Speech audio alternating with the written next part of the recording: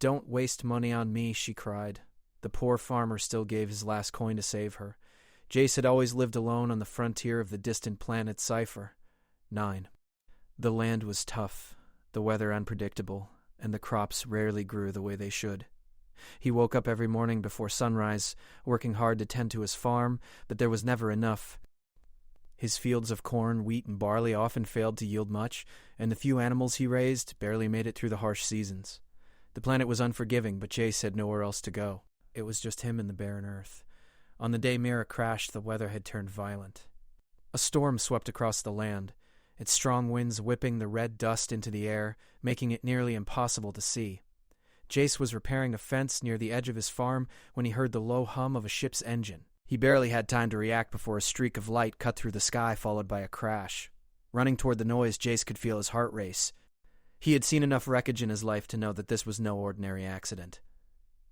When he reached the crash site, he found a small ship lying in the dirt, its hull cracked open like an egg. But what truly caught his attention was the woman lying just beside it. She was unconscious, her clothes torn, and blood was slowly seeping into the ground beneath her. Without thinking, Jace rushed to her side. His hands trembled as he gently checked her pulse. She was alive, though barely. He knew he had to get her inside to help her somehow. As he lifted her into his arms, her eyes fluttered open, and she let out a weak moan. She looked up at him, confusion clouding her expression. Who are you?" she asked, her voice fragile like a whisper in the wind. "I'm Jace," he replied, keeping his voice calm. "You're safe now. I'm going to take care of you." She tried to move, but the pain in her side stopped her. "No, you can't waste your time on me." "Don't worry about that. You're going to be fine," Jace said, lifting her into his arms again. He had no time to argue, only to focus on getting her to his small home. The farmhouse was a modest building, made of stone and wood. Inside it was warm, and the fire in the hearth crackled softly. Jace carefully laid the woman on his bed and went to work cleaning her wounds. He knew she was from a wealthy family. Her clothes, though torn, were high quality, and her jewelry was expensive, but there was no time to wonder about that now. "Don't waste your money on me," she said again, her voice tinged with desperation. I don't deserve it." Jace looked at her, pausing for a moment. She was beautiful, but it wasn't her appearance that caught his attention. It was the sadness in her eyes, the hopelessness that seemed to radiate from her every word. "I don't care about money," he said simply, working to bandage her wounds. "I care about helping you." She stared at him, almost as if she couldn't believe what he was saying. "But I'm not worth it." Jace didn't respond right away. He had heard this kind of talk before. People who had been broken by the world, who felt like they had nothing left to give. He had known hardship his entire life, but he had never felt like giving up. He couldn't understand her pain, but he could offer her something he had in abundance: kindness. He looked up from his work, meeting her gaze. "You're not a burden. You're a person. And that's enough for me." Her eyes softened, and for a moment the weight of her past seemed to lift. But then she looked away, guilt creeping back into her features. "I don't even know if I can get home. My ship is ruined, and even if it wasn't, I don't have anything to offer you. You've already given me more than I deserve." Jace didn't speak for a moment. He finished bandaging her arm and stood up, taking a step back to look at her. "I don't expect anything from you. If I have something that can help, I'll give it. That's how this works, right?" Mira looked at him, her eyes wide with disbelief. "You're just a farmer. You don't have much, do you?" Jace smiled softly. "Not much in the way of money, no. But I've got enough to share with someone who needs it." For the first time, a small tear slipped down her cheek. "I don't know how to accept this." "You don't have to accept anything. Just rest. Get better. We'll figure it out from there." Mira closed her eyes, exhaustion overtaking her. Jace took a step back, making sure the fire was stoked and that she was warm enough. As he left the room, he couldn't shake the feeling that something important had just started, something that would change his life forever. But Jace didn't dwell on it. He had learned long ago not to ask for anything. The world didn't owe him anything. It was just the way life worked on this harsh, unforgiving frontier. His farm was small, and his resources were limited, but he had what mattered: strength, resilience, and a willingness to help. As the hours passed and the storm outside raged on, Jace sat by the fire, lost in thought. The sound of Mira's soft breathing was a comfort, and though the situation was uncertain, he couldn't help but feel that he was doing the right thing. He had given his last coin to a stranger, a woman who had nothing to offer him in return, and yet he felt something that he hadn't felt in years: hope. The thought that maybe, just maybe, the kindness he had given would be returned, not in money, but in something far more valuable. Days passed, and Mira slowly began to recover under Jace's care. Her wounds healed, though the emotional scars seemed deeper, harder to erase. Jace continued to work the fields, waking early every morning to tend to his farm, never once asking for anything in return. Despite his own struggles, he never mentioned his hardships to Mira. It was as if the idea of asking for help or expecting anything from others didn't even cross his mind. His life was one of survival and hard work, and he had learned to live with little. Mira, on the other hand, found herself torn between gratitude and guilt. She had never known a life like Jace's. Raised in luxury, surrounded by the wealth and comforts that came with her family's power, she had never once considered what it might be like to live without everything at her fingertips. To her, Jace's simple existence seemed both noble and tragic. He had given her everything when he had so little to offer, and yet he expected nothing in return. One morning as Jace was preparing to leave for the fields, Mira found him in the kitchen, making bread from the last of his flour. She watched him for a moment, the quiet rhythm of his movements speaking to her more than words ever could. "Jace," she said, her voice quiet but firm, "I can't keep doing this. I've already taken so much from you." Jace looked up, his brow furrowed slightly. "You're not taking anything, you're just recovering. But I don't belong here," she continued, her voice trembling. "I don't belong in your life, Jace. I'm a stranger. I don't know how to repay you for everything you've done." Jace didn't respond right away. He kept his focus on the bread dough, kneading it with strong hands.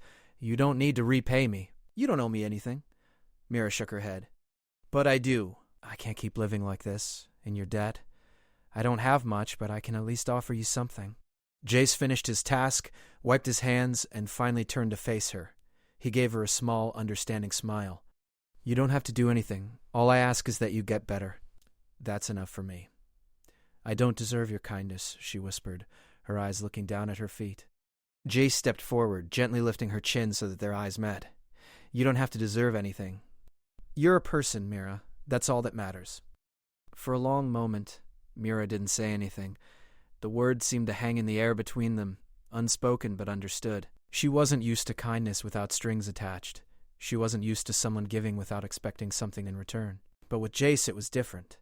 She realized, with a sinking feeling in her chest, that she had never truly known anyone like him. "I can't stay here forever, Jace," she said softly. "Once I'm well enough, I need to find a way to leave. I can't keep hiding here. I don't know who's looking for me or what they want." "My family," she hesitated, as if unsure how much to say. "They'll be looking for me. They'll come for me." Jace's expression grew serious, though he didn't seem surprised by her words. "I know." She looked up at him, confused. "You know?" Jace nodded. "I'm not stupid." "I know who you are. You're from one of the wealthiest families in the galaxy, aren't you?" Mira stiffened, her heart racing. "How? I've seen the way you look at things, the way you dress. And I'm no stranger to the way people of your kind live. You don't have to tell me your whole story. I already know." Jace's voice was steady, but there was no judgment in it, only understanding. "But that doesn't change anything. You're here now. And right now, you're safe." Mira bit her lip, struggling with the weight of the truth.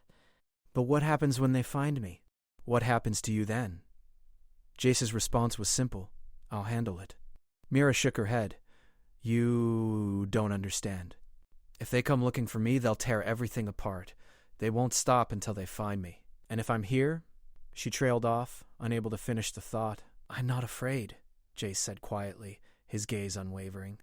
"I've lived a hard life, Mira. But I've never been afraid of people like them. I've learned that what they have, money, power, influence, it doesn't mean much when you've got nothing left to lose." Mira could hardly believe what she was hearing. She had always assumed that money was the ultimate power in the galaxy, that wealth could solve any problem, smooth over any rough patch. But here was Jace, someone with nothing but his land, his hard work, and his unshakable will, standing firm in the face of everything she had always believed. "Don't make this harder than it has to be," Jace continued. "You're not a burden. You're a person. And if your family comes looking for you, we'll deal with it when the time comes. But right now, all you need to focus on is getting better." Mira felt a knot form in her throat as his words settled deep inside her. She wasn't used to being treated like a person, like someone who deserved care and respect no matter her station. And yet here Jace was, offering her everything without a second thought, without any expectation of repayment. The guilt she had felt began to soften, replaced by a strange sense of hope. Hope that maybe, just maybe, there was a place for her here. Not just as a guest or a burden, but as someone who mattered. "I don't know how to repay you for all of this," she said finally, her voice barely above a whisper. "I don't know what to do, Jace. You've given me everything, and I don't even know how to begin to repay you." Jace gave her a small smile. "You already have. All you need to do is... That's enough for me." For the first time since the crash, Mira felt a flicker of peace in her chest. The storm of guilt and confusion that had been raging inside her for days began to settle, and she found herself believing him, even if only for a moment. Perhaps there was still a chance for her to find peace, after all. Not through money or power or status, but through simple kindness. Through Jace's unwavering belief that sometimes the greatest thing a person could give was their time and their heart. The days passed more quickly than Mira expected. Each morning, she woke to find Jace already at work, his hands steady and strong as he continued to work the farm. He never complained, never asked for anything in return. Slowly, as the pain in her side faded, Mira began to help him with small tasks, feeding the chickens, gathering firewood, or sorting through the leftover crops. It was the least she could do for someone who had given so much without hesitation. Despite the growing connection between them, Mira couldn't help but feel the weight of her past pressing down on her. She knew that her family would come looking for her. She knew that she was a missing person, a valuable asset to them. And as much as Jace had reassured her that she was safe for now, she couldn't ignore the truth. The galaxy was a vast and dangerous place, and she had no idea what lengths her family would go to in order to bring her back. One evening, as the sun dipped below the horizon, Jace and Mira sat by the fire outside his small house. The night air was cool, and the stars shone brightly above them. Mira stared up at the sky, her thoughts far away. "Jace," she said softly, her voice filled with uncertainty, "I've been thinking. I can't stay here forever. Your life is at risk because of me. My family will come for me, and when they do..." She trailed off, unable to finish the thought. Jace sat beside her, his hands resting on his knees. He was silent for a moment, his gaze fixed on the fire. He had known this conversation was coming. He had been waiting for her to realize what he had already accepted, the danger that Mira brought with her. But Jace wasn't afraid. He had faced danger before, though in a different way. He had lost everything once, his family, his home, and his future. He was determined not to lose anyone again, especially not someone who had shown him the kind of kindness that Mira had. "Mira," he said finally, his voice steady but calm, "you're not a burden to me. I told you before. I don't expect anything from you." She turned to him, her eyes filled with worry. "But you don't understand. You can't keep putting yourself at risk for me. I'm just one person. You have so much more to lose than I do." Jace looked at her, his expression serious. "And what if I don't care about what I have to lose? What if all I care about is making sure you're safe?" Mira's heart ached at his words. She knew that Jace wasn't just talking about the farm. He was talking about himself. He was talking about his willingness to protect her, even if it meant sacrificing everything he had. And that was something she couldn't accept, not without some way to repay him. "I don't know what to do," Mira whispered, her voice trembling. "I don't want to drag you into this." "I don't want to put you in danger because of me." Jace reached over and placed his hand on hers, offering a small but reassuring squeeze. "You don't have to worry about that. I've lived through worse than this, and you've got something I don't have: hope. You still believe there's something worth fighting for, something worth saving. I admire that." Mira's chest tightened at his words. Hope. She hadn't realized it until now, but Jace was right. She had come to this farm with nothing but despair, convinced that her family's power and wealth were the only things that mattered. But now, sitting here beside Jace, she realized that hope wasn't something that came from money or power. It came from something much deeper. It came from the belief that people could make a difference in each other's lives, even when the world seemed so empty. "I don't deserve this," she said softly, her voice barely audible. Jace shook his head. "None of us do. But that's what makes it real. We help each other because we can. Not because we expect something in return." Mira felt a tear slip down her cheek. She quickly wiped it away, embarrassed by the show of emotion. "I wish I could stay here forever, but I know I can't." "You don't have to stay forever," Jace replied, his voice gentle. Just stay long enough to heal, to find peace. After that, you can decide what comes next." Mira nodded, grateful for his understanding, though a part of her still longed to give him something in return for his kindness. She wished there was something she could offer him, something she could give that would be enough to show him how much he meant to her. But the truth was, she had nothing but herself, and she wasn't sure that was enough. The next day, Mira woke early, determined to make herself useful. She joined Jace in the fields, helping him harvest what little crops had survived the harsh weather. She worked beside him, silently watching as he moved with practiced ease, his body strong from years of labor. He didn't complain, didn't ask for anything. He simply did what needed to be done. As they worked, a quiet determination settled over Mira. She didn't have money, or power, or influence, but she had something else. She had herself, and she wasn't going to let Jace's kindness go unnoticed. After a long day of work, Jace and Mira sat down to dinner. They ate in silence for a while, the only sound the crackling of the fire and the occasional rustle of the wind outside. Then Mira spoke, her voice filled with newfound resolve. "I don't have much to offer you, Jace," she said, her eyes meeting his. "But I'll work. I'll help you with this farm. I'll stay and fight for what we have here. I'll do whatever it takes to make sure you're not alone in this." Jace looked at her, his expression softening. "You don't have to do anything, Mira.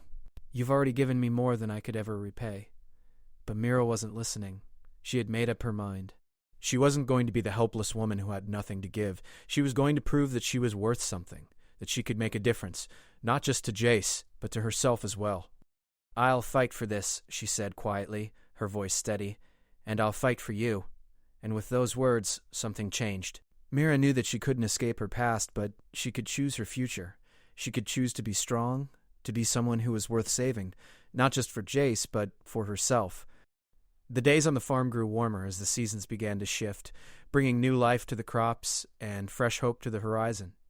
Mira had thrown herself into the work just as she had promised Jace. She wasn't the skilled farmhand that he was, but she was determined, and with every passing day she felt stronger, not just in body, but in spirit as well. Jace had been right all along. It wasn't money or power that could give her peace. It was the simple, steady rhythm of life. Together they worked side by side, sharing stories of the past and talking about the future. Mira had learned to appreciate the small joys in life. The sound of birds in the morning, the feel of soil beneath her hands, the warmth of the sun on her face. For the first time in a long while, she began to feel something she had forgotten: hope. But despite the quiet peace they had found, Mira knew it couldn't last forever. The truth was never far from her thoughts. Her family would come looking for her. Her disappearance would not go unnoticed, and when they found her, everything would change. It was late one evening as Jace was finishing his work in the field that Mira finally made a decision. She had hoped to put it off longer, but she knew now that the time had come to act. "Mira," Jace called from the field, his voice carrying through the cool air. "Come take a look at this." Mira hesitated for a moment before walking toward him, wiping her hands on her worn apron. Jace was kneeling by the side of the barn, holding up something in his hand. "What is it?" she asked, her curiosity piqued. Jace smiled as he held up a small, shiny metal object. "Found this buried in the dirt. Thought it might be useful." Mira recognized the item immediately. It was a communication device, a small handheld transmitter used to send distress signals across long distances. Her heart skipped a beat. She knew what it meant. Someone had activated the signal, sending out a call for help. And she was certain that whoever was receiving it would be looking for her. "Mira?" Jace's voice broke through her thoughts. "Is something wrong?" Mira swallowed hard, trying to steady her breath. She had known this day would come, but now that it was here, she felt an overwhelming sense of fear. "Jace, I think my family is coming." Jace stood up slowly, the weight of her words settling in the air between them. "I thought as much." Mira felt a wave of guilt wash over her. She had hoped to avoid this moment, to find a way to leave before anyone came looking for her. But now, there was no escaping it. Her past was catching up to her, and Jace's life was at risk because of it. "We need to leave," she said, her voice shaky. "I can't stay here any longer. You don't deserve to be pulled into this." Jace shook his head firmly. "Mira, listen to me. You're not leaving alone. I'm not letting you go through this by yourself. But Jace? No," he interrupted, his voice calm but unwavering. "You've been through enough. We'll figure this out together." Mira's chest tightened. She wanted to protest, to tell him that she couldn't drag him into her problems, but in her heart she knew there was nothing Jace wouldn't do for her. and somehow that made her feel both terrified and grateful all at once. "Are you sure?" she asked, her voice barely above a whisper. Jace didn't answer right away. He simply walked over to her and placed a hand on her shoulder, giving it a reassuring squeeze. "I'm sure. We'll make it through this together." The next morning, the sky was clouded with the promise of a storm. Mira and Jace packed what little they could carry, the few supplies they had left, a small amount of food, and the weapons Jace had kept hidden in the barn for emergencies. They didn't have much, but they had each other, and that was enough for now. "Where will we go?" Mira asked as they walked toward the edge of the farm, leaving the small house behind. "We'll head to the nearby settlement," Jace replied. "It's small, but it's far enough from here that your family won't be able to find us easily. We'll keep a low profile, find work, and wait for the right moment." Mira nodded, though she felt a lump form in her throat. Leaving the farm behind felt like leaving a part of herself. But she knew it was the right choice. Jace was right. They couldn't stay in one place for too long, not with her family searching for her. But the thought of being on the run, of constantly looking over her shoulder, filled her with dread. As they walked, Mira couldn't help but glance back at the farm one last time. It had been her sanctuary, the place where she had found something she thought she had lost. Hope. And now, it was slipping away, like a dream fading with the dawn. The settlement wasn't far, just a few days' walk from the farm. Jace kept them moving quickly, always on alert, never staying in one place for too long. They slept under the stars, making their way through the rugged terrain, always mindful of the path behind them. Mira couldn't help but feel like they were being hunted, though she never spoke the words aloud. When they finally arrived at the settlement, it was as Jace had said, small, with only a few buildings scattered across a rocky landscape. It wasn't much, but it would have to do for now. They found shelter in a small run-down inn, where the owner, an older woman named Clara, offered them a place to stay in exchange for a little work. Jace quickly got to work helping her repair the roof, while Mira stayed inside washing dishes and helping Clara with the cleaning. It wasn't much, but it was enough to keep them out of sight for now. Over the next few weeks, Mira and Jace grew accustomed to the quiet life of the settlement. They kept to themselves, never drawing attention to their past. But in the back of her mind, Mira couldn't shake the feeling that it was only a matter of time before her family found her. The galaxy was vast, but it wasn't big enough to keep her hidden forever. But even with that fear hanging over her, Mira found a sense of peace she hadn't known in years. She wasn't just surviving anymore, she was living. And she owed that to Jace. He had saved her not with money or power, but with kindness and a willingness to protect her no matter the cost. And as the days passed, Mira realized something.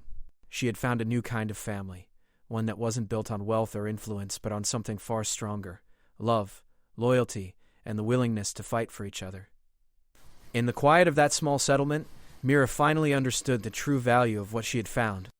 And with Jace by her side, she was ready to face whatever came next, knowing that together they could overcome anything.